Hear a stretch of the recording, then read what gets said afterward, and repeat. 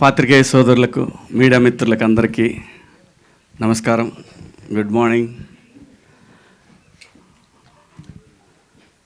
సాంప్రదాయని సుప్పిని శుద్ధపూసని ఈ కథ విన్నప్పుడు నాకు బాగా అనిపించి ఈటీవీకి పంపించాను విన్ వాళ్ళకి. సో వాళ్ళందరికీ కూడా నచ్చి ఈ ప్రాజెక్ట్ నాకు అప్పచెప్పారు. సో ఈటీవీతో అనుబంధం అనేది నాకు ఇప్పుడు కాదు, ఆ కంపెనీలో నేను గడిచిన 25 సంవత్సరాల్లో 30 సంవత్సరాల్లో ఒక 5-6 సినిమాలు చేశాను. లాంగ్ రిలేషన్ ఇది. ఒక సినిమాతోనో లేదంటే ఒక ఈవెంట్తోనో పోయేది కాదు.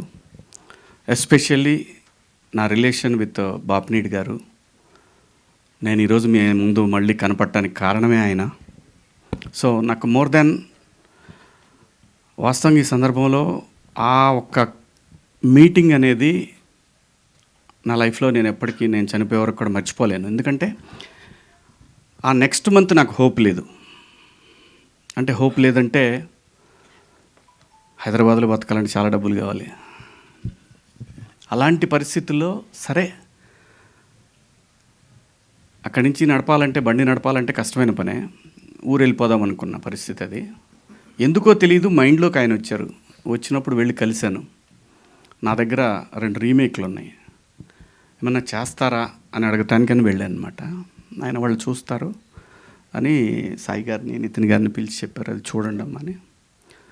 ఆ తర్వాత సరేనండి అనుకున్నాను. హోప్ అయిపోయింది, ఇంకా ప్యాకప్ ఇంటిక్కడి నుంచి హైదరాబాద్ నుంచి అని అనుకున్నాను. అని బయటకు వస్తుంటే ఆయన పిలిచి, శివాజీ నువ్వు యాక్ట్ చేయొచ్చు కదమ్మా అని అన్నారు. సార్ నేను ఎప్పుడు చేయడం లేదు, ఇస్తే చేస్తా సార్. ఇస్తే చేస్తామని ఆయనే అన్నారు. ఖచ్చితంగా చేస్తానండి. సరే అమ్మా అన్నారు. బట్ అక్కడి నుంచి బయటకు వచ్చిన తర్వాత 1 అవర్కి బిగ్ బాస్ ఆఫర్ వచ్చింది. కానీ నేను ముందు అక్కడ మాట ఇచ్చాను కదా అని నేను వాళ్ళకేం చెప్పలేదు బిగ్ బాస్కి. కానీ వీళ్ళకి చెప్పాను. చెప్తే వీళ్ళు అప్పటికే 90s సారీ అక్కడ వచ్చిన తర్వాత ఎప్పటికో నాకు వీళ్ళు 90s పంపించారు ఒక 1-2 మంత్స్ తర్వాత. సరే చేస్తానని చెప్పాను. చేస్తానని చెప్పిన తర్వాత బిగ్ బాస్ ఆఫర్ వచ్చింది. కానీ బిగ్ బాస్ ఆఫర్ వస్తే నేను, మనవాడు ఉన్నాడు కదా, తనకి చెప్పాను నేను ఇప్పుడు చేయలేను, 2 ఒకేసారి. రఘు చెప్పాడు 2 ఒకేసారి అయిపోతున్నాయి. రఘు అయినా ఒకసారి చెప్తాను నేనని బాపినీడి గారికి, నితిన్ గారికి చెప్పాను, సాయి గారికి చెప్పలేదు. చెప్తే బాపినీడి గారు అన్నారు వీళ్ళతోటి చేయమను, అది కూడా యాక్సెప్ట్ చేయమను, దాని పరిస్థితిని బట్టి చేద్దాం మనం అని చెప్పి కరెక్ట్గా 1 మంత్లో నా పార్ట్ పూర్తి చేసి పంపించారనమాట. అలా లైఫ్లో ఏ పాయింట్ ఎక్కడ మనకి అవకాశాన్ని ఇస్తుందో తెలియని సందర్భంలో లిటరల్గా, ఎందుకంటే ఏదన్నా నేను చెప్పేసే మనిషిని. సో నాకు ఆ పరిస్థితుల్లో నేను ఫ్యామిలీని రన్ చేసే పరిస్థితి కాదు. ఊళ్ళో ప్రాపర్టీలు ఉన్నాయి, కానీ ఆ పరిస్థితి కాని సందర్భంలో నాకు ఈటీవీ బాపినీడి గారు, ఆ సంస్థ నాకు అవకాశం ఇచ్చి మళ్ళీ ఈరోజు మీ అందరి ముందు నిలబడటానికి కారణమైంది.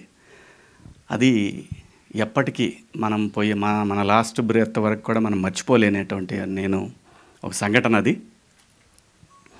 సో అలా వాళ్ళు నాకు సినిమా అప్పచెప్పారు. అదే ఈ సాంప్రదాయాన్ని సుప్పిని శుద్ధపూసని. సుధీర్ కొత్త అయినా కూడా కథ బాగా చెప్పాడు, ఖచ్చితంగా తీస్తాడు అనుకున్నా. బట్ నేనేంటంటే నేను ప్రతి ఒక్కటి దగ్గరుండి చూసుకోగలనే ధైర్యం నాకు. చిన్నపిల్లలు మనం గట్టిగా చెప్పి కూడా చేయించుకోవచ్చు, ఆ ధైర్యం ఉంది నాకు. అలాగే ఈ సినిమా నడిచింది. అలాగే కెమెరామెన్, ఫస్ట్ ఒక కెమెరామెన్ ఉన్నాడు, కానీ మాకు కొంచెం గ్యాప్ వచ్చేసి ఆయన వెళ్ళిపోయిన తర్వాత మళ్ళీ తన ద్వారానే నేను ఏది కూడా, ఎడిటర్ అయినా ఏ టెక్నీషియన్ అయినా తనకి నచ్చిన వాళ్ళనే నేను పెట్టాను. ఎందుకంటే వాళ్ళ కోఆర్డినేషన్ బాగుందనుకో ఆటోమేటిక్గా అన్నీ సెట్ అవుతాయి. అలాగే రిత్విక్ వచ్చాడు అనమాట. రిత్విక్ది కూడా ఏ విషయమైనా సరే, ఈ కథ విషయం కానీ, ఈచ్ అండ్ ఎవ్రీథింగ్, ఆర్టిస్టులు కానీ, టెక్నీషియన్లు కానీ, సాంగ్ కానీ, ఏదైనా సరే ఎవ్రీథింగ్ మనం వెనికి చెప్పే చేస్తాం. ఎందుకంటే వాళ్ళు రెస్పాన్సిబిలిటీ ఇచ్చినప్పుడు చెప్పాల్సిన బాధ్యత మన దగ్గర ఉంటుంది. అలా ఈ సినిమా చేయటం జరిగింది. ఈ సినిమాకి ఇంకా చాలామంది పనిచేశారు బ్యాక్గ్రౌండ్లో. డైరెక్షన్ డిపార్ట్మెంటు, అలాగే డిఓపి, ఆర్ట్ వాళ్ళు, ఆర్టిస్టులు. ఈ సినిమాలో మీరు చూస్తే ఈ సినిమాలో నాకు కూడా తెలీదు అలా అలా ఉంది సినిమా అనే విషయం నాకు తెలీదు. మీరు ప్రతి సీన్లో ఒక కొత్త ఆర్టిస్ట్ని చూస్తారు. అందరు కూడా ఫెమిలియర్, బాగా పాపులర్ ఆర్టిస్టులే. ఒక 30 మంది పైనే ఉంటారండి. చాలా బాగుంటుంది సినిమా. ఫ్యామిలీ అందరూ కూర్చొని సంక్రాంతి పండగకి ఎలాగైతే మనం ఒక సినిమా చూస్తామో అలా చూడగలిగినటువంటి ఒక సినిమా. ఈ సినిమాలో సాంగ్ కూడా సెకండ్ హాఫ్లో నాకేంటంటే, నేను ఎప్పుడో ఒక 20 ఏళ్ల క్రితం ఈ పాయా సాంగ్ని నేను వినటం జరిగింది. ఒక 20-25 ఏళ్ల క్రితమే విన్నాను. అది సయ్యద్ షాబుద్దీన్ గారు అని ఓల్డ్ సిటీలో ఉంటారు. ఆయన స్టాండప్ కమెడియన్ అని. ఆయనది ఈ సాంగ్ యాక్చువల్గా. ఆయన్ని పిలిచి వాళ్ళ దగ్గర రైట్స్ తీసుకొని ఆ ట్యూన్ తీసుకున్నాం అనమాట. ట్యూన్ తీసుకొని లిరిక్స్ కూడా హిందీలో ఉన్నాయి. అది కూడా రిలీజ్ చేస్తాం. ఉర్దూ లిరిక్స్ ఆయనే రాశారు. అది కూడా రిలీజ్ చేస్తాము. అది కూడా కంపోజిషన్ అయిపోయింది. అది వేరే ఆయన చేశాడు. సో తర్వాత మనోడికి బోలేకి పిలిచి, బోలే హిందీది వర్కౌట్ అయ్యేట్టు కనపట్లేదు, ఇది నువ్వు తెలుగులో చేయగలవా అని చెప్పి పిలిస్తే మనోడు అసలు 2 డేస్లో బ్రహ్మాండంగా ఒక ఆర్డర్ సెట్ చేసి ఇచ్చాడు. ఇంకా ఆ తర్వాత చిన్నగా అన్నీ డెవలప్ అయ్యి బ్రహ్మాండంగా చేశాడు. థ్యాంక్ యూ బోలే. లిరిక్ రైటర్ కూడా, ఆయన పేరేంటి తెలుగుకి మర్చిన ఆయన పేరు, మనోజ్ అని ఆయన చేశారు, రాశారు.